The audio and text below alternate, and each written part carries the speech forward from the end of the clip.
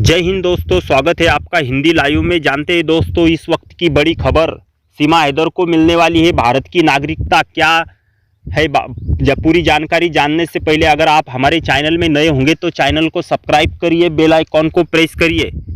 कैसे मिलेगी सीमा हैदर को भारत की नागरिकता, जानते हैं। भारत में नागरिकता लेने और रद्द करने को लेकर 1955 से एक कानून है। इस कानून में अब तक कई बार संशोधन हो चुके हैं। इस कानून में एकल नागरिकता का प्रावधान है, यानी भारत का नागरिक किसी और देश का नागरिक नहीं हो सकता। कानून में नागरिकता को लेकर कई प्रावधान है। पहला प्रावधान जन्म है कि नागरिक है।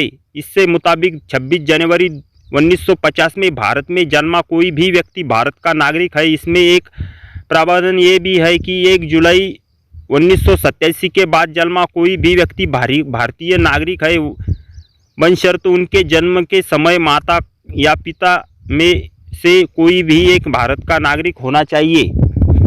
इस कानून के तहत अगर किसी व्यक्ति का जन्म भारत के बाहर हुआ तो लेकिन उसका जन्म के समय माता या पिता में कोई भी एक भारत का नागरिक हो तो वो भी भारतीय नागरिक हो सकता है। हालांकि इसमें एक शर्त यह भी है कि विदेश में जन्मे बच्चे का रजिस्ट्रेशन साल भर के भीतर भारतीय दूतावास में करना होगा। इससे अलावा इस कानून के तहत किसी भी व्यक्ति को भारतीय नागरिकता लेने के लिए कम से कम 11 साल भारत में रहना होगा।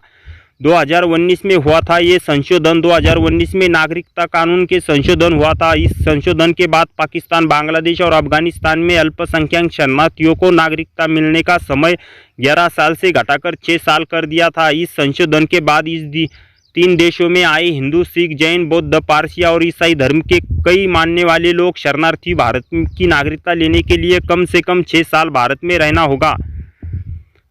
सीमा हैदर को भी अभी जांच एजेंसियों ने क्लीन चिट देने मिली है। सीमा हैदर को क्लीन चिट मिलने के बाद ही नागरिकता के लिए आवेदन कर सकती है। नागरिकता कानून के मुताबिक अगर किसी विदेशी व्यक्ति किसी भारतीय नागरिक से शादी हुई तो वो नागरिकता के लिए आवेदन कर सकती है, लेकिन इसके लिए उसे कम से कम 7 साल भारत में रहना होगा।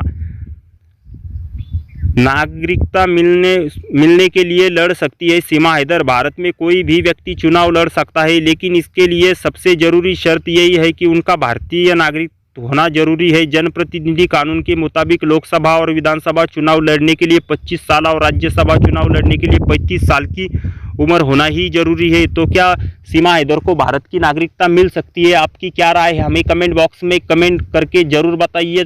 धन्यवाद। जय महाराष्ट्र।